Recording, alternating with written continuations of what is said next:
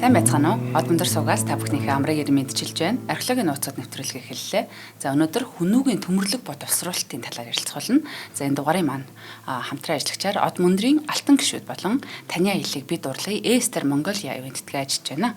Энэхүү нэвтрүүлэг НТV болон Од мөндөр радио 107 83.3 гэсэн хост төлөвлөгөөнөөр та бүхэндээ хүрж байна. Студид Америк сургуулийн түүхийн багш Марат хаан, хөтлөгч Уран Чимэг хоёр ажиллаж байна. Өдрийн мэнд төргий багш. За өдрийн мэнд төргий. За сайн байцгаана уу эрхэм сонсогчдоо. Та бүхэндээ археологийн нууцаар аялдаг дугаар болгоноороо дахин уулздахдаа маш их баяртай байна. За тэгээ өнөөдөр болохоор урна хоёулаа болохоор хүннүг үрний хүч чадлын үндэстэй суу алдар яг энэ юу нууц нь юундаа байваа гэдгийг дахин нэг өөр өнцгөөс харах гэдэг юм. За энэ бол мэдээж зүгээр нэг одоо хүннүгөө бодоод үзэнгүүт ном сум эсвэл морьтон дайчт те бас энэ нь өөрөө цаанаа Монголын түүхэнд бас тодоор мөрөө үлдээсэн хүннүг үрний суу алдар сүр жавхлангийн нэг нууц болвол төмөр юм. Тэ. За тэгэхээр төмөр бол хүннүгийн те дархны ухааны гэрч. За байлдан дагуулын шидэд зэвсэг. Мэдээж ийм байж ижил хүннүг үрний одоо те 300 жилийн хугацаанд оршин тогтносон үүнээс гадна бусад улс орн руу аяндан байлдан хийсэн те энэ зэргүүдийг хийлж болж байгаа юм. За тэгэхээр хүннүгийн төмөрлөг боловсруулалт гэдэг бол яг хэрхэн хөгжиж байсан бэ те энийг одоо яг яаж одоо яг үнэхээр одоо ингээд археологийн малтлагаар олдоод байгаа тэр хүннүгийн үеийн тэр сэлэм эсвэл ном сумны те зэв эсвэл одоо ингээд төмрөөр хийсэн багаж зэвсэг эсвэл гоёл чимэглэл энэ бүх зүйл нь яг үнэхээр хүннүүчүүд өөрсдөө хийсэн юм уу? Эсвэл тэр эртний сурвалжид бичээд байгаагаар гадны сурвалж те одоо ингээд харь улс орноос худалдаж авдаг эсвэл худалдаа арилжаа дайн тулаан ямар нэгэн дипломат арга хэмжээгээр олдог те ийм байсан юм уу гэдгийг ярилцах хэрэгтэй байхгүй юу? За тэг ингэж ярилцахын тулд болвол мэдээж одоо өнөөдрийн нэвтрүүлгийн хамгийн гол их сурвалж болвол Шинжлэх ухааны академийн археологийн хүрээлэнгийн хүннүгийн секторын эрхлэгч доктор Иш Цэрэнгийн судалгааны бүтээлээс ингээд нүүдэлчт ба төмөр хэмээхийн судалгааны бүтээлээс иш татж ярьж байгаа байхгүй. За тэгээ энэ судалгааны бүтээл маань бол яг тухайн судлаачийн маань ер нь бол сүүлийн 10 гаруй жилийн хугацаанд хийсэн судалгааны үр дүн. За тэгэхээр доктор Иш Цэрэн бол яг Японд магистр хамгаалаад тэгээ цаашаага ингээд докторийнхаа сэдвээ болохоор хүннүгийн төмөрлөг боловсруулалтаар хийсэн байхгүй. Учир нь юу вэ гэхээр 2010-ад оны хүртэл болвол ер нь бол хүннүүчүүд төмөрлөл боловсруулж исэн нь бол үнэн байсан. Ямар нэгэн байдлаар төмрийн одоо нэг баас гэж байдаг шүү дээ. Иймэрхүү зүйлүүд олдож байгаа үүнээс гадна ер нь хүннүгийн хийж байгаа тэр зэр зэвсэг энэ бүх зүйлүүд нэг хэвэн цутгцсан юм шиг байдаг болохоор ер нь бол энийг бол тэр хан улсаас те бусад улс орнуудын зэр зэвсгээс арай өөр хэлбэр хэмжээтэй байгаа нь бол хийцтэй байгаа нь ер нь бол хүннүүчүүд өөрсдөө төмөрлөг боловсруулдаг байсан юм байна гэдэг дүгнэлтэнд хүрчихсэн байсан. Гэхдээ энэ яг хаанаас яаж энэ төмөрлөгөө боловсруулдаг байсан юм бэ? Тэгээ уур хаан хаана байдیں۔ Гэх мэтлэнгээр маш олон асуудлууд байсан байгаа байхгүй юу? Тэгэхээр хэдүүлээ бүр ингээ анханаас нь ингээ бодоод үзье. Хүндрэлтний түүхэнд бол төмөр бол яг хизээнээс бий болсон юм бэ? Археологчид, түүхчид бол нийтийн тооллын өмнөх 1200 жилийн өмнөөс эхлээд хүндрэлтэн төмөрлөг зэвсэг хэрэглэж эхэлсэн гэдэг. Харин яг үүнээс ч өмнө буюу нийтийн тооллын өмнөх 3000-аас 2000 жилийн үед бол Египт, Месопотами, Анатол, гэх мэт энэ нутгуудад болвол энэ метеорит буюу одоо нэг солирт одоо агуулгын төмөр байгаа шүү дээ тийм ээ. За энэ солирын төмөр тий. За нэгдэл тий. За энэнгөр хийсэн одоо хотог гоёл чимэглэл гэдэг зүйл байсан байгаа байхгүй юу? Тэгэхээр эн чинь өөрөө бас металл болчихж байгаа. Гэхдээ яг жинхэнэ газар доорох одоо төмрийг олборлоод, хайлуулаад, давтаад, боловсруулад тий. Энэ урлаг одоо гэх юм уу одоо бараг л одоо энэ уран дархан болчихж байгаа тий. За тэгэхээр энэнийг бол хүн төрлөختөн болвол энийг хийснээрээ бол хөгжлийн шин үүд хаалгыг нээсэн байгаа байхгүй юу? Ямар үүд хаалга вэ гэхлээр мэдээж хүн төрлөختний түүхийн хамгийн урт удаан цаг хугацааг бол чулуун зүсэг эзэлсэн. За энэ цууд хүн төрлөختний түүхийг тэр чигээр нь одоо ингээд 100% гэж үзэх юм бол 95% чулуун зүсэг гэдээ ойлгоч. За ингээд явж идэл хүн төрлөختөн бол мэдээж нөгөө нэг чулууг зэстэй цуг ашиглаж эхэлсэн байгаа байхгүй. Яагаад вэ гэхлээр хүн төрлөختөн байгаль дээр байгаа цэвэр зэсийг тэ олоод олборлоод энэнгүүрээ багаж зэвсэг хийж үтсэн байгаа. За ингээд үзэн гут чинь яах вэ гэхлээр зэс бол өөрөө уйрамтхаа тийм ээ. За хоёр одоо нэг сэлэм хийлээ гэж одоо хоёулаа хоорондоо байлаа. Хоёр цохол нэг цохол ингээд нугарчж байгаа байхгүй. За ийм учраас нөгөө хүрлийг гаргаж авсан тий. За тэгээ хүрэл гаргаж авсан хэдий боловч төмөр юугаараа давуу талтай юм бэ? Төмөр нэгдүгээрт хүрлийг бол маш хатуу. Бүх бат. За үүнээс гадна хөнгөн.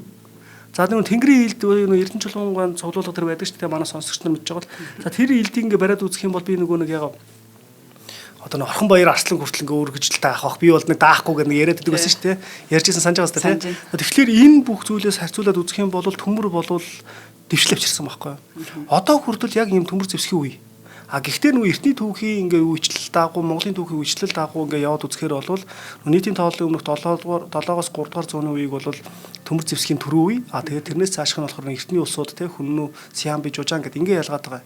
Гэтэл яг одоо өнөөдөр бүх одоо ингээ дэлхийд дахинаар те төмөр байхгүй бол уул уурхаа ер нь бүх зүйл байхгүй болчиход байгаа байхгүй. За энэнийг бас ингээ нэг бодит байдлаар ингээ ойлгож үзэх хэрэгтэй болчиход байгаа байхгүй. Харин тийм ээ. Одоо хүн төрөлхтний хамгийн анхны ашиглаж байсан металл бол алт байдаг байхгүй. Тэр чинь нөгөө нэг үйлдвэржүүлэлт яваад процесс явагдахгүйгээр тэр чинь бэлнээрээ олдчиход байна те. Тэр сүүлт одны никель зэрэг металлч гэсэн тийм. Харин төмөр бол төмрийн хүдрээс тэр чинь боловсруулж одоо тэрийг таньж мэдчихэж ашиглана гэсэн үг болохоор одоо илүү одоо давмгай илэрхийлж ирнэ гэсэн үг. Яг үнэ. За тэгэхээр нөгөө нэг алтчгсан хэдийгээр ингээд нөгөө хүн төрөлхтөн ингээ хамгийн анх ашиглаж байгаа боловч нөгөө үнэт металл те бас ховор металл шүү дээ. Энэ чинь нөгөө байнга байгаад илгүй ер нь газрын гагнуур гэж яриад байдаг шүү те. За тэгэхээр яг төмөр бол нөгөө нэг нийгмийн хэрэгцээнд бүхий л одоо ахуйн хэрэгцээнд те үүнээс гадна зэр зэвсэг гэх бүх зүйл ингээ хэрэгтэй болохоор үнэхээр хин төмрийг хамгийн анх эзэмсч чадна тэр нь хүчрхэг байгаа байхгүй. Энэ нь өөрөө бас нөгөө нэг түүхч Леган гэдэг эртний Лин ган гэдэг. За энэ эртний хятадын нэг түүхч хүн байгаа. Тэгэд энэ эртний улсуудын талаар түүх судалгаа хийдэг. За энэ хүн бол тэр Ухаан Овг аймгийг бол Хүннү гүрний үед бол хүрэл зэвсэг хэрэглэдэг байсан юм байна. Харин Хүннүчүүд төмрийг хэрэглэдэг байсан учраас хүчрхэг байж чадсан гэж хэлж байгаа байхгүй. За одоо тэгээ энийг ингээ бодоод үзэх юм бол ер нь яг ингээ төмөр яг Монгол нутагт хизээ яах үүссэн юм бэ гэдгийг ярьж эхлэх хэрэгтэй болчиход байгаа. За ингээд альва түүхэн баримтыг ер нь археологийн хэрэглэгдэхүүн те ер нь хэрэглэгдүүнээр тодруулах хэрэгтэй болчиход байгаа байхгүй. За энэ нь өөрөө бол ингээд нөгөө нэг ямар нэгэн баримтыг өгүүлэхдээ юм ямар нэгэн тоо үзүүлэлт эсвэл нэг онцгой содон баримт те ийм юмнуудад дулдуйдаад ингээд нэг өрөөсгөл дүгнэлт гарах боломжтой. За энийг ахаад ингээ яваад үзэх юм бол эртний нөгөө Сиамацны түүхэн тэмдэглэл ер нь бол хан улсын түүхэн судруудад бол Хүннүнээр бол нөгөө төмөрлөг авах, зэвсэг авах те ийм зэрэг нэг худалдаа харилцаа хийдэг гэж байгаад байдаг. Гэтэл үүний чинь эсрэг тал нь юу вэ гэхээр яг археологийн баримт нотлогоотой зүйл нь болохоор Хүннүчүүд төмөр боловсруулж байсан байна. Энэ байгаа байхгүй. Тэгэхээр би одоо эсцэрэн докторын бол яг энэ судалгааны ажил бол өөрөө бол бүхэлдээ Хүннүгийн одоо нөгөө нэг юм нийгмийн те бүх одоо ингээд асуудлыг хөндсөн ийм том судалгааны бүтээл гэж бодоод байгаа. Тэгээд энийг бол өнөөдөр мэдээж нэвтрүүлгээр хоёулаа бүрэн бүтэн ярьж чадахгүй гэхдээ Хүннүгийн одоо яг төмөрлөг боловсруулалтын талаар те тодорхой хэмжээний мэдээлэл өгч чадах хаа гэж бодож байна. За Монгол нутагт бол төмөр зэвсэг те нэвтэрсэн үеийг бол ер нь манай маш олон археологчдын судалгааны үр дүн ялангуяа археологийн хөрөлнгийн хамгийн анхны захирал байсан доктор те академич Цэвэн Доржгоон удирдсан одоо чанамны соёл гэж одоо юм том турсгал байгаа байхгүй. За энэ чанамны соёлоос болвол нийтийн тооллын өмнөх 7-оос 3 дугаар зууны үеийн юм төмөр зэвсгүүд олдсон байдаг. За Фазерикийн бас нэг соёл байгаа те хоёулаас нэг зөндөө ярьж байсан. За энэ Фазерикийн соёл бол нийтийн тооллын өмнөх те 6-аас 2 дугаар зуун байхгүй.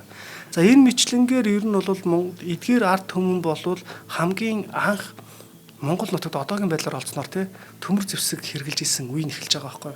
Тэгэхээр магадгүй энэ соёлыг үлдээгчдээс төмөр зэвсэг орж ирсэн байх боломжтой болчиход байгаа. За яг бодит төмрийг хизээ хамгийн анх ингээ хэрэгжилж эхэлсэн бэ гэдэг зүйл болохоор одоо нэг дундад Аз түүнээс цаашаага те ер нь одоогийн Туркийн нутаг тэгээ энэнгүүрээ одоо яг судлаачдын үзэж байгаагаар бол Сибирээр дамжаад хамгийн сүүлд нь Азад ирсэн байх боломжтой гэж яриад байгаа байхгүй. Тэгэхээр магадгүй одоо яг энэ соёлоодыг яриад байгаа маань болохоор Монгол орны баруун хил хязгаарууд болоод явчихж байгаа сте тий.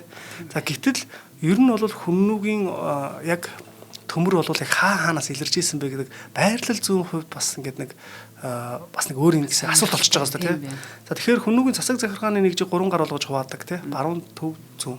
За тэгвэл яг одоогийн эсцэрэнгөө одоо тий докторийн судалгаагаар болвол энэ бүх газруудаас Хүннүгийн төмөрлөг боловсруулалт тий уран дарахны газар одоо ингээд хөмөр хайлуулж исэн уулмөр олцсон байгаа байхгүй. За тэгэхээр ер нь археологийн малталгаар төмрийг хэрэглэж байсан нүүдэлчдийн одоо тий төмрийг хэрэглэж байсан хамгийн анхны одоо нүүдэлчдийн төр тулсууд бол Хүннүүд нар байж тарах гэдэг байгаа байхгүй. За Хүннүгийн мэдээж одоо ингээд төмрийг бол дараах байдлаар ангилж болж байгаа. Энэ жад сэлэм, хотго, эсвэл сумны үзүүр тий ном зэв гэсэн үг тий. За ингээд дайчдын хэрэглэж байсан зэр зэвсэг. За түүнээс гадна морины тоног хэрэгсэл байгаа байхгүй. Хазаар одоо тэр имэйлийн одоо босод тоног тий гих мэтлэнгээр имэйл гинэ. За тэгээд дараа нь бол мэдээж төмөр тоогоо эсвэл одоо ингээд малтлагын одоо нэг яг сая нэг хэлсэн чинь шатаах зуух гэдэг байсан шүү дээ. Төмөр хайлуулж авдаг гэж ярьлаа шүү сая түрүүн тий. Тэгэхээр тэрнээс чинь одоо ингээ шаар гэдэг зүйл нь үлдэж байгаа тий. Төмрийн шаар гэдэг. Тий төмрийн шаар гэдэг. Одоо нэг гагнуур хийхээ чинь ингээ шаар нэгээд ингээ бэрзгээ гараад байдаг шүү дээ тий. Үгүй багшаа баг бахад ингээд чулуун донд ингээд нэг хоньны гидсэнд байдаг цус шиг юм байдаг байсан байхгүй юу. Тэр чинь төмрийн шаар болж шаар байсан юм бэ нэлээ ер нь тий. Зөө. Яг нөгөө нэг би одоо нөгөө төмөртөө уурхаа очиж үзсэн байхгүй. Төмөртөө уурхаа ер нь бол нэг археологийн хайгуул судалгаагаар бол энд тэнд очиж үзсэн. Яг л нөгөө хөнгөн цагаан бол ингээл яг ингээ байдаг л яг төмөрнөөр л байж л хэдэм билээ шүү дээ. Одоо нөгөө соронзон хаад ч нөгөө ингээ сэрээ төмөр ингээ наалдаад байдаг шүү дээ тий. За тэгэхээр тэр чулуун өөрөө яг төмөртэй төмрийн холцтой гэдэг нь бол айгүй мэдэгддэм юм билээ. Тий. Тэгэхээр тэр одоо нөгөө нэг төмрийн хөдрийг аваад боловсруулах үйл явцыг хэлээд байгаа байхгүй. За тэгэхээр саяны сүүлийн 10 гаруй жилийн хугацаанд Монгол Алтан нуруу тий түүний салбар уулс, орхон гол, одоо хэрлэн гол, уулс голын хөндий зэрэг газруудаас болвол нийтийн тооллын өмнөх 2-оос 1-р зууны үед хамаарах буюу яг одоо цаг хугацааны хувьд бол хүннэг үеийн төмөр хайлуулах юм дурсгалууд олдсон байгаа байхгүй 100. За тэгээ эдгээр дурсгалуудыг бол нэг яг эртний төмөр үйлдвэрлэлийн эхний шат дамжлага болох те хөдрөөс төмрийг гаргаж авах ажиллагаа гэж үзэж болж байгаа. За тэгэхээр энэ нь бол яг ингээд товчхон хэлэхэд бол яг нийтдээ 6 газар одоо ингэж малтлах судалгаа хийсэн байт юм байна.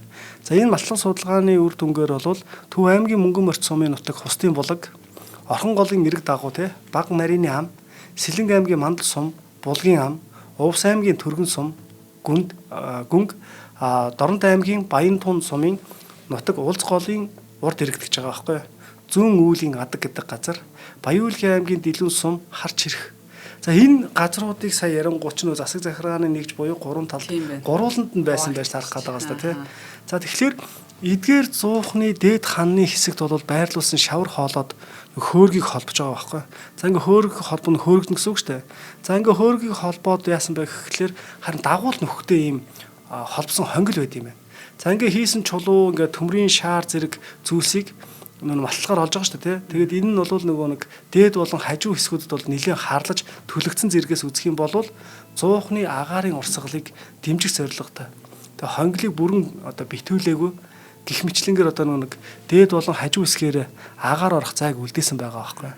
За энэ мэтлэнгээр ер нь бол яг ийм хүннэг үеийн шатаах зуухтай төмөр хөдөр хайлуулах юм шатаах зуух олно гэдэг бол үнэхээр яг нарийн мэрэгжил болж таарад байгаа байхгүй.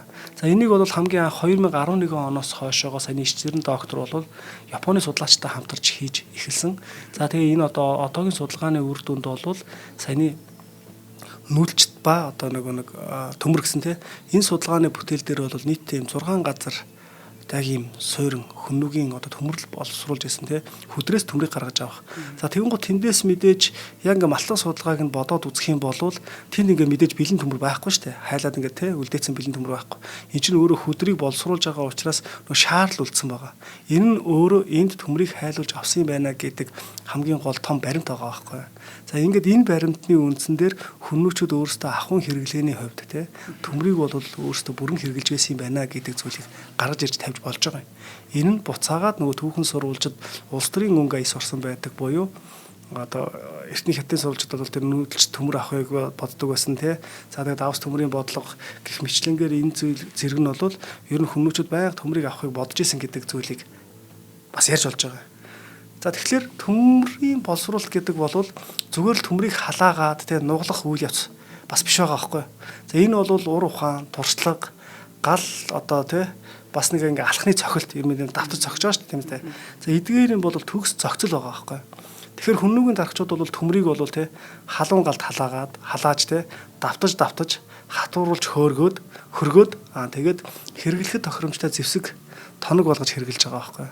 За тэгэнгუთ саяны судалгааны бүтээлийг уншаад ингээ байж хахад бол төмрийн хувьд бол ийм агуулмжууд байт юм байна л да. За тэгээ энэ агуулмжууд нь ингээ 0.1% олчих юм бол нэг зөөлөн төмөр 0.2 одоо тий тэрнээс хойш олчих юм бол ширэм гэх мэтэр болд юм байлээ. За тэгээ ингийн бол одоо ширмийг буцаагаад хайлуулад сайн чанарын зэвсэг юм уу төмөр хингэх баг боломжгүй байгаа байхгүй. Тэгэхээр энэ яг юу гэсэн утгатай үг вэ гэхлээр тухайн тэр төмрийг тий хайлуулаад яг тэр төмөр гаргаж авч байгаа энэ үйл явц нь бол мэдээж энэ мэрэгжлийн одоо юм уран дархан хүмүүсийн хийх ажил болчиход байгаа байхгүй. Тэгтэл энэ уран дархан хүмүүсийн ингэ судлаад үзээд яваадсан чинь доктор Ишцэрэнгой нэг судалгааны бүтээл байгаа. За энэ судалгаан дээр бол ерөн зүгээр яг ингэ Хинтээ аймаг гэсэн баха. За би энэ дээр андуурч хийж магадгүй. За тэгээд бид нар ингээд судалгаад үзсэн чинь за энэ төмрийн дархан хийдэг юм бүр ингээд мянгат байна тийм мянганы ноён байд юм байна. За тэгээд тэр мянганы ноёнд ингээд зөвхөн ингээд төмрийг хариуцчих ингэж хийдэг тийм хариуцсан одоо алба ажил нь бол төмөр гаргаж авах, хөдрөөс төмөр гаргаж авах.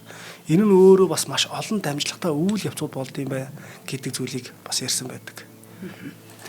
Тийм за сонирхолтой байна шүү. Би бас нөгөө саяхан материал судлалын номон дээр нөгөө O2 буюу ус төрөгчийнх нь орцоос болоод нөгөө гам болох уу, төмөр болох уу, хэр сайн төмөр болох вэ гэдэг тэрнтэй яг огтлцлоо.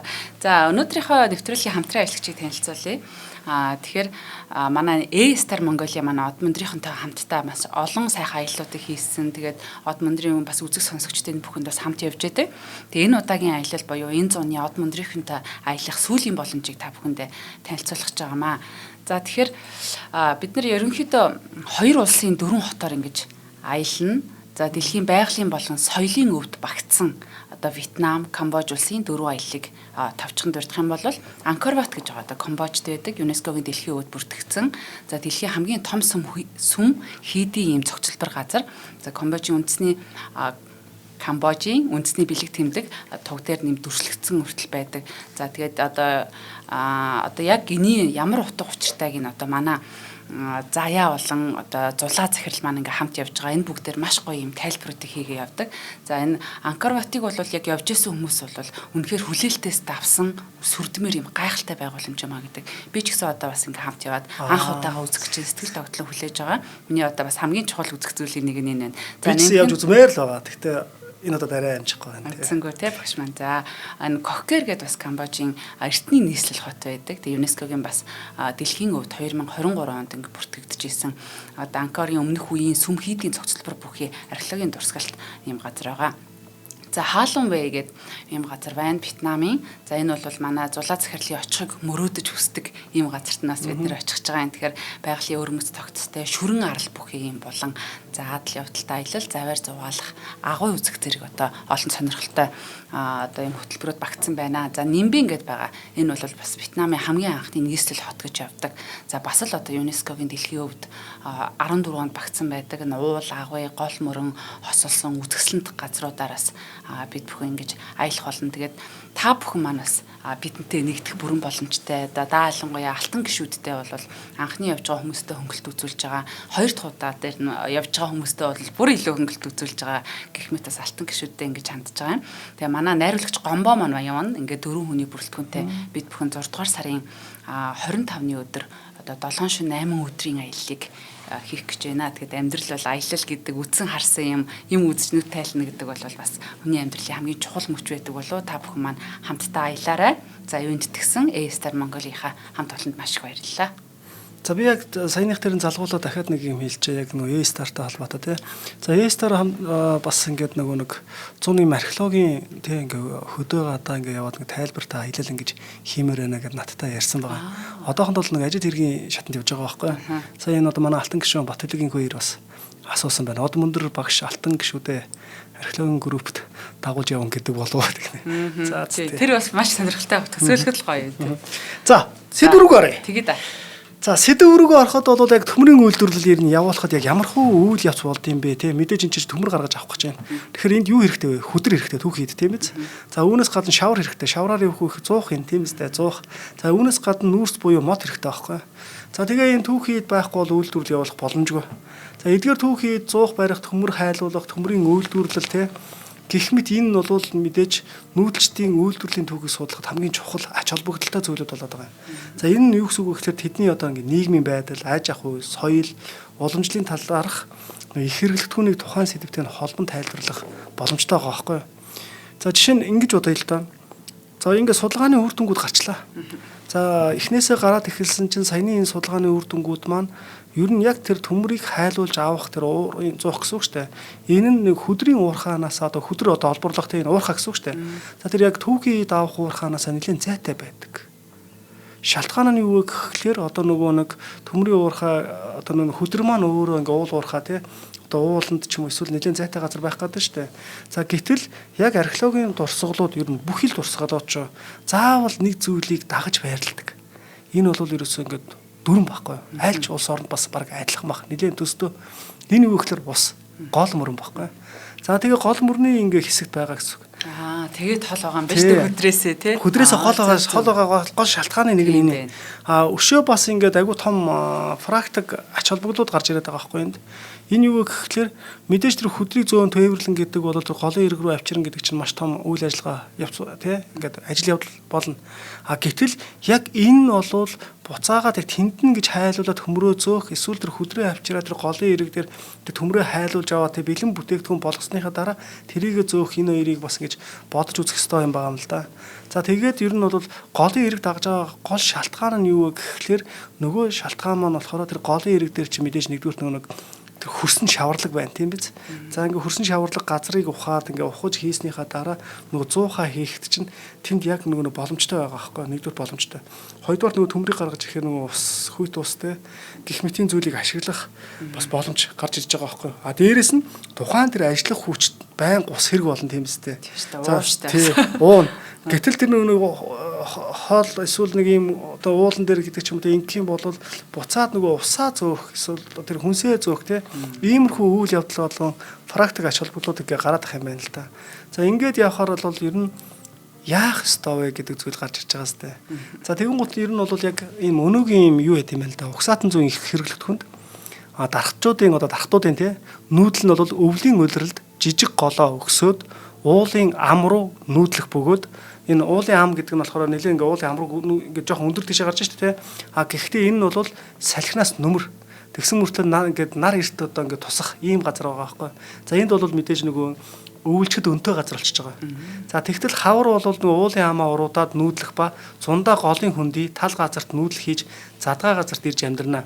За эдгээр хүмүүсийн юм ойрын нүүдэл нь бол 30-аас 50 км, холын нүүдэл нь бол 200-аас 270 км хэмээж Бадам хатангуй хэлсэн байгаа байхгүй юу? Бүр 1964 оны судалгаагаар. За энэ бол яг энэс үзэх юм бол тий голын эрэг бараадан уулын амнаас гарч тал газарт устаа ойрхон амьдарч байгаа нь нөгөө археологийн дурсгалтай дархцтай нь яг таарж байгаа байхгүй. Тэгээд яг энэ төмөр боловсруулах одоо энэ 100 ч гэсэн яг ер нь бол гол эсвэл одоо яг ингээд нөгөө зуны одоо нөгөө малчтын одоо юу байгаа шүү дээ хотхон зуншлаг. За яг энэ зуншлаг те яг энэ газарт нь бол ингээд энэ газартаа ингээд ингэж илэрч олдоод байгаа нь бол юм давцал биш ээ. Энэ бол яг л нөгөө нэг цаг агаар дөрвөн үйлрэл те энтэйгээ зөгцсөн ажил болж таарах гэдэг байгаа байхгүй. Тэгэхээр яг хизээ төмрийг гаргаж авах вэ гэдэг асуудал гаргаж ирж байгаа. За тэгэхээр энийг бол мэдээж тэр ямар үед нь одоо те яг дүүгээр нэг 1000 үрх байлаа гэж бодъё л да тийм 1000 одоо 1000-ны ноён тэнэг захирч байгаа гэсэн шүү дээ. За тэгээд төсөөлөд бодоод үзвэл энэ хүмүүс чинь өвөл намарч гівч байгаа л тийм зун ажиллаад авах тийм ийм биш байгаа байхгүй. Энэ бол намар өвөл одоо ингээ малд харгалсан яг энэ үед бол нөх хөдрөө зөөх тийм хөдрөө одоо яг мал тарган үед ингээ хөдрөө зөөж авах хэрэгтэй болчиход байгаа байхгүй. За тэгээд ингээд нөгөө нэг яг ингээл хөдрөө зөөх үүнээс гадна юу яах хэрэгтэй одоо нүг боловсруулсан төмрөө шүү дээ тий энэ төмрөө буцаага тэр хоцойрон газар энэ хүмүүнийхээ нийт одоо засаг захиргааны нэг зэрэг тарах хэрэгтэй болчиход байгаа байхгүй энэ чинь өөрөө яг одоогийн байдлаар гэж байгаа яг судалгааны төвшөнд болвол яг ингээд уран дархан буюу яг ингээд уран дархны газар тэр сэлэм хийдэг зэвсэг хийдэг тий энэ газар бол одоогийн байдлаар олдоогүй байгаа юм байна. За олдоогүй гэдэг нь бол яг тэр нүг 100-аа шатаага төмөр гаргаж авдаг газар нь бол нэг хэсэг газар яг уран дархны газар нь бол арай өөр төвлөрсөн газарт байх магадaltaй болчиход байгаа байхгүй. Эндээс яг ямар процесс үүсэх вэ гэхлээр за тэр төмрийг хайлуулж авч байна. За энэ төмрийг хизээ хайлуулж авах боломжтой вэ гэхлээр зуны дулаан үед байхгүй. За зуны дулаан үед нөгөө голын эрэг дээр ч нөгөө 100-аа тий нөгөө доош нь ингээд ингээд тондоо метр хэмжээтэй байгаа шүү дээ чинь. Тэр 100-х нь. За ингээд метр хэмжээтэй ингээд ухаад тэгээд тэрнийг ингээд төмрөө хайлуулаад тэр төмрийнхаа ингээд түүхий идэг ингээд зундаа ингээд баг овоолоод илээ гэж бодоо зэ. Овоолоод илээ. За тэгэн гутаа намар нь бол одоо өвөл боллоо. Өвлийн хүйтэнд яах вэ гэхээр маш олон тэр төмрүүдээ болохоор морь тэргээр зөөн гэсэн үг байхгүй юу? Морь тэргээр. За морь тэрэг хийх хэмжээний хачаа таадаг вэ гэдэг зүйлийг бас тооцоолж үзэх хэрэгтэй юм. За тэгэн гут ер нь бол яг судалгаагаар бол 960 кг-аас 1 тонн гаруй, 1 тонн 200 кг тий иймэрхүү хачааг даах чадaltaй байгаа байхгүй юу? За ингэж зөөж болж байна. За гэтэл яг өвлийн цагийг сонгож байгаа шалтгаан нь юу гэхээр өвөл гол мөс болдог. За тэгэн гут нөгөө мөсөн чарга тий одоо нэг чаргаар ингээд зөөж болж байна. Гэх мэтлэнгээр ер нь бол маш олон талуудтай байна л да. Яг үүнтэй адилхан яг ингээд эцэрэн доктор судлаач хэлж байгаагаар бол хөдрөө бас яаж зөөж авчрах юм бэ гэдэг зүйл ярьж байгаа. За энэ дээр бол яг одоо яг энэ судалгааныхаа бүтээл дээр бол нүүдэл гэсэн тусдаа сэдв байгаа байхгүй. Тэр сэдв дээр бол ер нь хөдрийг ч гэсэн ялгаагүй өвөл одоо тий гол хүлдсэн үед нь яг тухайн газараасаа тэр уулаасаа уурхаагаасаа тий маш их хэмжээгээр ингээ бэлдэж авчаад гол хүлдсэн үед нь зөөж авчирсан байх магадлалууд өндөр байгаамаа гэдэг зүйлийг яриад байгаа байхгүй. Төрөө үйлрэлтэйгээ шууд хамааралтай байдлаар тий. Онцлог ашиглаж амьдралынхаа яг ингээ юу зүг болгоод авчиж шүү дээ тий. За тэгээд ер нь бол юу яаж байгаа юм? Ер нь өмнөх судлаачид бол яг энэ тэгээд төмрийн хөдөр бол хайлуулах зоохонд бол үйлдвэрлэлийн төмрийг тий тус суурин руу зөөвөрлөж төмөрт агуулгадж буй илүүдл хоосон чулуулгыг тий энэ дахин баяжуулан бүтээгдэхүүн хийж байсныг гэрчлэх баримтуудыг олсон байт юм байна л да. За тэгээд энэ бүхнээс ингээд үзээд бодоод ингээд явах юм бол яг энэ чинь нөгөө нэг саяны одоо миний хэлсэн дээр 6 газар байна. Энэ 6 газар болгон чинь тус бүрдээ өөр өөр ингэсэн онцлог бүхий байгаа. За энэ онцлог бүхийгээс гадна саяны тэр өмнөх нөгөө чандманы соёл, базерикийн соёл гэдээ ярьлаа шүү дээ. Эдгээр соёлуудын хувьд бол бас өмнө хэдийгээр судлагдсан байсан ч гэсэн дахин энэ төмөрлөг боловсруулалтаа тэр нүүдэл төмөр ба нүүдэлч те энэхүү судалгааг бас ингээ явуулахын тулд тэндээс гарч ирсэн амтны одоо те яс ер нь радиокарбон шинжилгээ хийчих те ийм боломжтой зүйлсээс бол цаг хугацааны тодорхойлт хийж үзсэн байгаа байхгүй. Тэгээ хариу нь яаж гарсан бэ гэхээр яг өмнөх судлаачдын хийлсэн нөгөө нэг нийтийн тооллын өмнөх 6-аас 2 дугаар 100, нийтийн тооллын өмнөх 7-оос 3 дугаар 100 гэж гарч ирээдсэн шүү дээ те. Эдгээр цаг хугацаанууд нь яг л гарч ирээд байгаа. За ингээд энэ цаг хугацаанууд нь гарч ирээд байхаар бол энд бол магадгүй одоо нөгөө нэг судалгааны яг ингээд их хэрэглэгдүүнээс үзэх юм бол тий Монгол нутагт яг л нэг чандманы, саглын, эсвэл базерикийн соёлоор дамжаад төмөр зэвсэг нэвтэрсэн гэж үзэж болохоор байгаа байхгүй. За учир нь бол яг чандманы бол нэгдүгээр булшны хүний ясанд хийсэн одоо саяны он цаг тогтоох тий энэ зэрэг зүйлсээс бол одоо бас ингээд энэ тодорхой болж байгаа. Үүнээс гадна эндээс бол байлдааны төмөр зэтүү, төмөр хотго зэрэг зэвсгийн төрлийн зүйлс олдож байгаа байхгүй. За энэ бүхнийг үзэх юм бол ер нь бол яг ингээд Монгол нутагт хамгийн анх тэгээ саяны чандманы соёлыг эзэмшижсэн те одоо ингээд чандманы соёлыг үлдээсэн эдгээр арт түмэн бол төмөр зэвсгийг хэрэгжилжсэн юм байна. За харин яг анхны төрд бас хүннүг гүрэн байгуулагчсандаа зэрэгцээд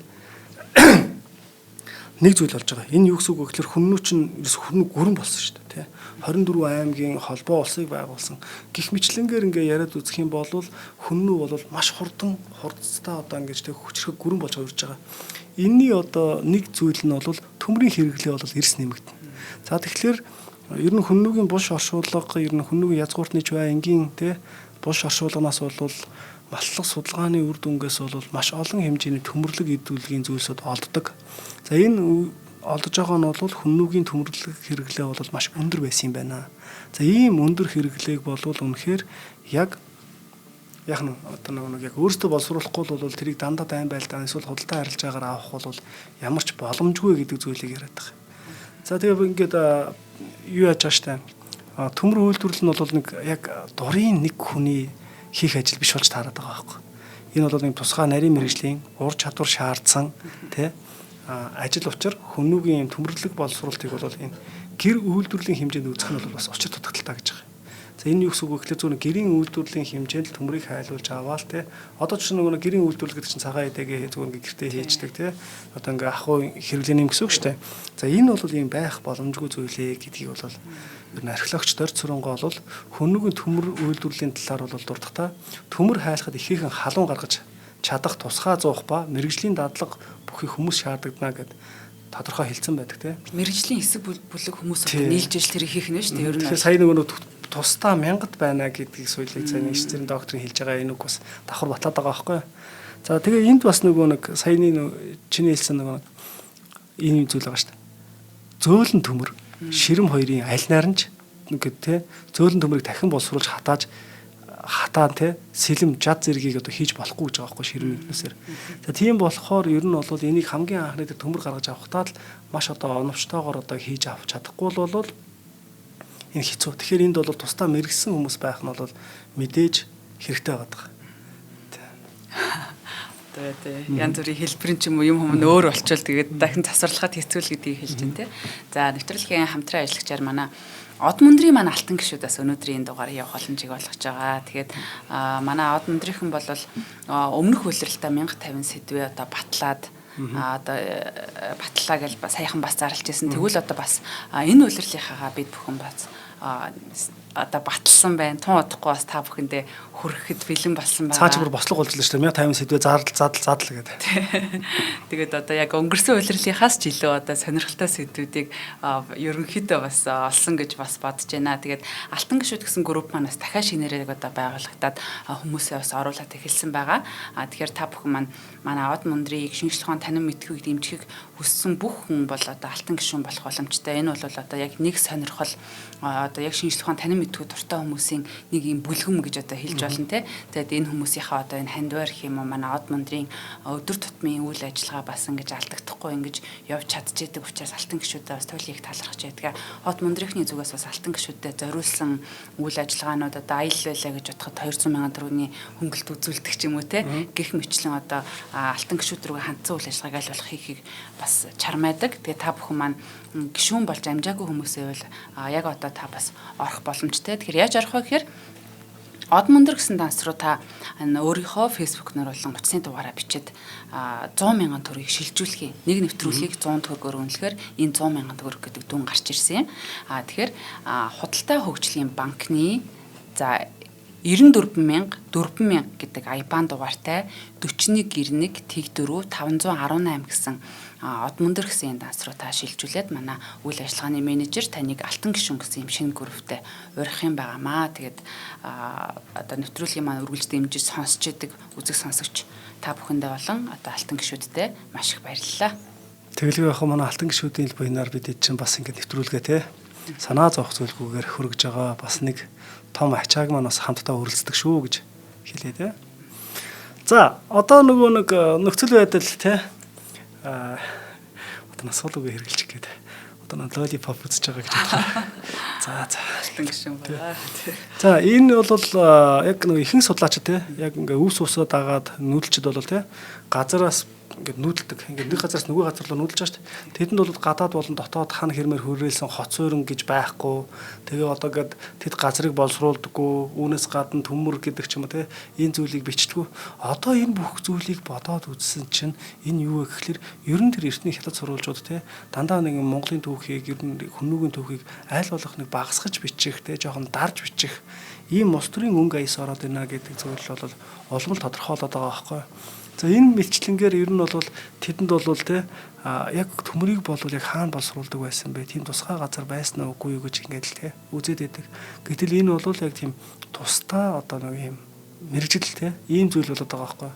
За тэгээд ер нь бол судлаачтай хамгийн гол санаа зэ. За энэ судалгааны бүтээлийн хамгийн гол санаа нь бол яг энэ хүннүүгийн тэр төмөр боловсруулалт те. За энэ төмрүүд яагаад ингээд бусад улс орнуудынхаас арай өөр ингэсэн онцлогтой байгаад байгаа юм.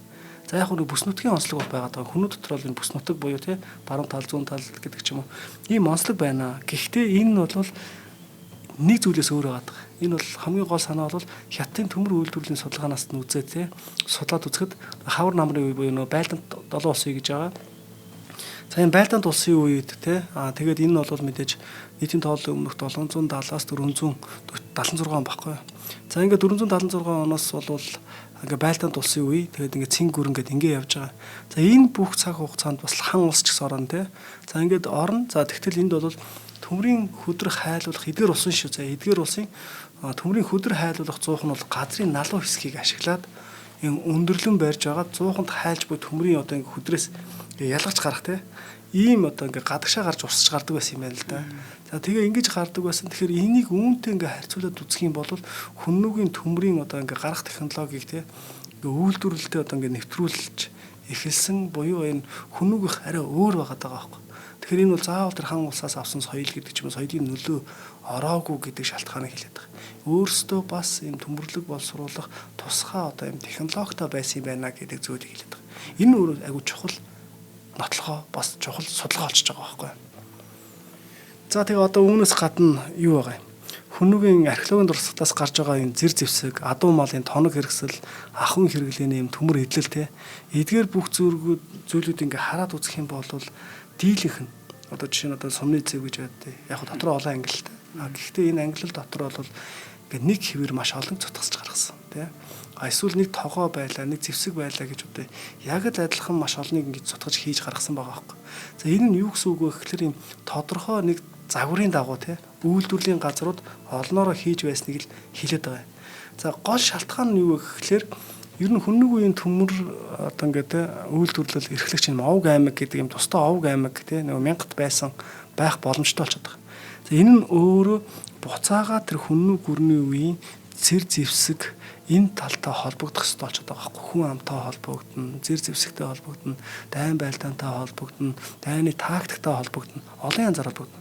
За өнөөдөр хоёулаа бол зөвхөн нэг жишээ авахад Николай Николаевич Крайден гэж хүн байна л да. Оросын сурвалжлагч гишүүн одоо бүр тэгээ яг энэ бол хүн бас хүннүү гэдэг юм судалгааны бүтээл бичсэн байдаг. За тэр хүн бол судалж үзээд бол хүннүүгийн морь цэргийг бол судлаачаад 250-аас 300 мянга байсан гэж үзэж байгаа. За 300 мянга тий. За тэгээ энээс нь бодоод үзэх юм бол хүннүүгийн хүн 1.5 сая гэж байгаа байхгүй. Яг бол 5 хүн болгоны нэгэн цэрэг болж байгаа. Хоёр нь бол ээж аав тий. Одоо ингээ 3 хүүхэд байлаа гэхэд нэг нь одоо яах нь цэрэгт явна, нөгөөх нь одоо гэр малаа асран гэдэг ч юм уу, нөгөөх нь эцэгээ асран заа нэг иймэрхүү одоо нэг хууралт байгаа даа шүү дээ тий. Сонирхолтой мориноос нь хөөжж шүү дээ. За ингээ тооноос нь ингээ мориныхон тооноос нь хөөжж байгаа тий. Ингээ янз янзын тооноос хөөж ингээ хүннэг хүн амыг гаргадаг л да. Ер нь бол 3 янзын таамаг л байдаг. 1.2 сая, 1.5 сая, 1.7 сая. Зарим түүхэн сурвалж энэ зарим судлаачид бол 5-600 мянгаас бол хүннүүчүүд хэтрэхгүй гэл. За ингээ за энэ аль нь ч байсан ч хамаахгүй. Яг голчоор нь дунджаар нь аваад үзэх юм бол 1.5 сая. За энэ 1.5 сая гэдэг бол ер нь бол энэ хүн бол эдгээр энэ олон хүн байгаа тань тий. За гэтэл тэр морь цэргүүдийг тэр олон цэргүүдийг 250 мянган цэрэг 300 мянган цэрэг эдгээр цэргүүдийн зэр зэвсэг гэдэг бол асар их юм байхгүй. Одоо бид нар бодохдоо бол зүгээр гэл урнаа одоо хүннүүгийн нэг дайчин эмхтэй байлаа гэж бодъё. Тэгэхэд урнаад яг зэвсэг хэрэгтэй гэхэд дотор нэг хотоо хэрэгтэй, нэг сэлэм хэрэгтэй, нэг нуус өмнөний зэв хэрэгтэй гэдэг ч юм ингэж бодож байгаа байхгүй. Гэтэл энийг нэг 300 мянган цэргээр одоо очие. Модон шаньиг үеийн нөгөө нэг Лебан хааныг 400 мянган морь цэргээр дөрвөн талаас нь бүсэлж байлцсан. Морь цэрэгэн дээр чи морины тэр тоног тий хэрэгсэл цэргийн тэр зэр зэвсэг эдгээрээр бодоод үзэх юм бол хүннүүгийн тэр төмөрлөг боловсруулалт гэдэг зүйл бол хичнээн юм тий агуу том зүйл вэ гэдгийг ойлгож болохоор байгаа байхгүй. Тийм байна. Тий. Одоо бид нар нөгөө дайн байлдаанаа л сэрхий яриаддаг болохоос тэггүй. Тэр чин тэгвэл зэвсэг нь яасан тий. Тэр нь бас чухал юм байна шүү. Судлаач Бацаахан археологч Бацаахан те доктор Бацаахан бол энэ нүүдэлчдийн олон овог аймаг хүннүү нэрийн доор нэгдээд нийлж олон 10 мянган цэрэг оролцсон. Зохион байгуулалтаа дайн тулаан хийх болсон нь юуны өмнө зэр зэвсгийг сайжруулах нүүдэлчдийн гол зэвсэг болсон ном сумны зэвийг асар ихээр үйлдвэрлэх шаардлага гарсан нь ойлгомжтой гэж байна. За энэ чинь л нөгөөнөөс жинхэнэ сум мөндөр те бороо оруулах энэ л үйл явц болж байгаа байхгүй. За тэгээ эндээс бас нэг юм тодорхой хэмжээний тоо баримт эсвэл юм таамаглалуудыг дэвшүүлж болж байгаа байхгүй. За тэгээд яг та бас сонсогч бас өөрөө тэ дотроос бодоод үзээрэй. За Түр Батхан археологч доктор Түр Батхан тэ бас нэг юм судалгааны бүтээлээд 2003 онд гаргасан хүннүүгийн жирийн бош гэдэг. За энэ дээр бол онол арга зүйн талаар бол маш сайн нарийн судалгаа хийсэн судалгааны бүтээл байхгүй. За энэ судалгааны бүтээл дээр бол яг юм хүннүүгийн бош оршуулгын дурсгалын тэ малтлах судалгааны үед гэж байгаа. Ер нь бол нэг булшинд тэр нь бол тоногцсон гэж байгаа байхгүй. Тоногцсон булшнаас 9 ширхэг зэв олдож байна гэж. За энэ мэтлэнгээр ингээ бодоод үзэх юм бол нэг хүннүү цэрэгт бол магадгүй нэг 107 тий сум хэрэгтэй гэж байгаа байхгүй. За энэ 107 сум гэдгийг төрөүний нөгөө 300 мянган цэрэг 400 мянган цэрэг эдгээрээр ингээ өржүүлээд үзье. Тооцоогдлыг бодоод үзье. Тэгэхэд зэвэнд гэхэд хичнээн хэмжээний төмөр хэрэгтэй вэ гэдгийг тий ямар их хэмжээний төмөр шаардлагатай вэ гэдгийг л тодорхой байгаа байхгүй. Гэтэл хинч гэсэн хан улсч гэсэн хүнүүд юу гэж болохгүй вэ гэдгийг маш сайн мэдчихэж байна. Төмөр гэж болохгүй. Төмөр угаасаа худалдахгүй тий. Худалдаа арилж байгаа авъя гэхэд өгдөггүй байсан. Гол шалтгаан нь тэр одоо ингээд тэрнгөр зэвсэг хийчихнэ гэдэг байна. Гэтэл мань одоо хүнүүчүүд бол яасан бэ гэхээр өөрсдөө саяны тэр одоо одоогийн байдлаар шүү 6 ширхэг 100 холдож байгаа тийм. Тэрнээс ингээд төмөр хайдагтаад аваад байна. Энэ цаашдаа маш олон янзаар ингээд нэмэгдэнэ л дээ. Бүр хүнүүгийн луут хотын ойролцоо ч гэсэн ингээд төмрийн одоо тий төмөр шатаах тий төмөр хайлуулах 100 тий энийг олсон байгаа байхгүй. За энэ бол яг судалгааны эргэлтэнд орж хэвлэгдээгүй учраас би бас хамаагүй ярихгүй байгаа. За ингээд сайнаар ингээд бодоод үзэх юм бол маш хэмжээний одоо ингээд зэр зэвсгүүдийг ингээд хийж исэн, үйлдвэрлэж исэн тийм ийм зэрэг зүйлүүд байгаад байгаа. Үүнийг зүгээр бид нар одоо ингээд яг Манай сонсогч нар бол нэлээд сайн, ялангуяа манай алтан сонсогч гишүүд бол маш сайн мэдж байгаа бах тий. Хүнүүгийн жирээрэгд язгууртны бууш гэл энэ оршуулгуудад ингээд дагалдуулсан юм уран нарийн хийцтэй алт мөнгө эсвэл хөрөл идэл зүйлсээс үзэх юм бол ер нь бол тэр хэмжээний нарийн зүйлийг хийжсэн хүмүүс бас тий төмөр бас өөртөө боловсруулаад хийжсэн тий ийм зүйлийг бас энэ судалгаагаар ингээд батлагдчихж байгаа зүйл болчихж байгаа байхгүй.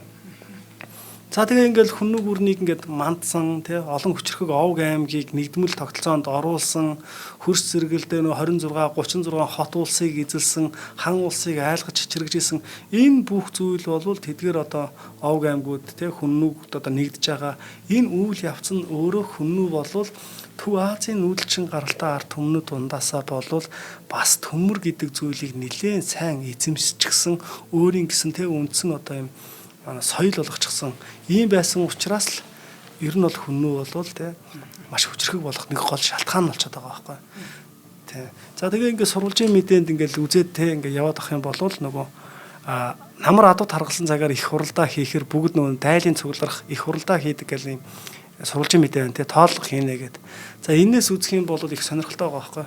Энэ юу гэсэн үг вэ гэхлээр ер нь бол тэр намрын цагт бол тэр төмөр цуглуулах энэ бүх зүйлүүд нь бас хаашаа дайн байлдаан хийх үү энтэй чинь дагуулад нөгөө зэвсгийн хөгжилтэй зэвсэг нийлүүлэлт хэр их байгаа вэ гэдэг зүйлийг бас давхар ярьж болж байгаа юм. За эцэст нь Эрдэнэтэн Сүхбаатаргуун одоо хүннүгийн үйлдвэрлэх хүчнүүдийн тэг хөгжлийн түвшинг судлан гэдэг бол нийгмийн бүхэлд нь тэг системийн хувьд судлан гэсэн үг гэдэг зүйл байгаа. За энэ бол төмөр боловсруулалт гэдэг бол маш хэрэгтэй одоо маш том судалгаа юм аа. Энийг бол яг орчин цагт бол яг орчин цагийн шинжлэх ухааны одоо техник технологийн дэвшилтэй тал болон яг өөрийнхөө судалгаа одоо ингээ Японд очиж магистр хамгаалаад доктор хамгаалаад одоо бол Монголд бол ялангуяа эртний одоо төр тулсуудын төмөрлөг боловсруулалтын талаар судалгаа хийж байгаа иш цэрэн докторийн нүүдэлчд ба төмөр гэсэн энэ судалгааны бүтээлээс бас ишилж ярьж байгаамаа. Тэгээ энэ бүхний эцэст яг нэвтрүүлгийнхаа төгсгөлд хүннүүгийн дайчин бол гартаа сум зүрхэндээ галтаа хүн байлаа тий. Тэдний уран дарханд цохигдсон төмөр бол зүгээр нэг багаж бус түүхийг бүтээсэн зэвсэг байсан юм а гэдэг үгээр энэ хүн нэвтрүүлгээ дуусгая. Баярлалаа. Огших мэдрэмж төрчлээ. За баярлалаа багшаа. Одоо бид нар л нөгөө нэг түүхээ судалж одоо өөрсдөө мэджээч ингэж түгээх асуудал бол одоо монгол хүн болгоны л толгой дээр байгаа ийм асуудал гэж боддог. Гэхдээ би танаас нэг асуулт асуучих. Одоо Монголд байгаа энэ төмөр хайлуулах 100 зэргийг зарим хүмүүс ингэж ирээд байдаг байхгүй юу. Энэ бол монголоор дайрч өнгөрч ийсэн одоо тий бусад өндөр одоо соёлтой гэх юм уу тэр улсуудын үлдсэн ийм үлдэгдэл гэх ийм яриаг би бас өмнө сонсч ирсэн. Та энд маш тавчхан зүгээр нэг хариулт өгөөч төгөө. За энийг яг ингээд судалгааны ингээд яг бүтээлээс ингээд хараад үзэх юм бол тий ер нь бол яг ингээд хүннүүгийн буш оршуулга эсвэл хоцуурн тий ялангуяа хоцуурн эсвэл одоо ингээд голыг дагаад байгаа нь бол яг л энэ нөгөө хүннүүг үеийн өөрсдийнх нь хэрглэж исэн тий зуух төмөр хайлуулах зүйл болж таарад байгаа байхгүй юу. Тэгэхээр энэ бол зөвхөн монголоор дайраад өнгөрсөн хүмүүсийн өөрсдийнхөө хайлуулж исэн гэдэг ч юм уу. Одоо нэг юм болгоныг жоохон нэг монголоос холдуулах гэсэн эсвэл нэг юм нэг судалгааны л нэг юм болж таарах гэдэг нь л да над чинь тий. Бас сайн судалж мдэггүйг харгаа явуулаа гэж бас бодоод байна л да. За баярлалаа багшаа. Өнөөдрийн нэвтрүүлгийн маань хамтран ажиллагчаар Одмундрын алтан гишүүд болон таны аялыг бид дурлая. Эстер Mongolia ивентдгээ ажиллалаа. За нэвтрүүлэг NTV Одмундр радио 107 83.3 хүссэн хост төлгөөнөөр та бүхэндээ хүрэлээ. За баярлалаа багшаа. Хамтдаа сонсогчтой баярлалаа.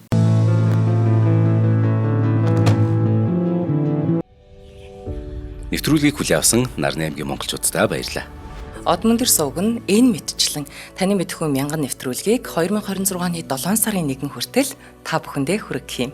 Их хэлээрээ шинжлэх ухаан танин мэдхүйг түгээхийн үлсэд нэгтгэх хүсвэл та бидэнд хандив өгөх боломжтой. Та нэг нэвтрүүлгийг 100 төгрөгөөр буюу 1000 нэвтрүүлгийг 100 мянган төгрөгөөр үнэлээд биднийг дэмжээрэй. Жилдээ ганцхан удаа 100 мянган төгрөгөөр биднийг дэмжснээр шинжлэх ухаан таны мэдхүйг түгээх энэ үйл хэрэг амжилттай үргэлжлэх юм. Одмундр нэр дээрх Худалдаа хөгжлийн банкны данс байгаа 4191 Тэг 4518. Та 100 мянган төгрөгөөр шилжүүлэхдээ гүйлгээний утга дээр нь өөрийн нэр болон утасны дугаараа заавал бичээрэй. 100 мянган төгрөг хандалснаар Одмундр сувгийн алтан гишүүн болох юм а. Шинжлэх ухаан, танин мэдхүй Монголд ялах болтугай.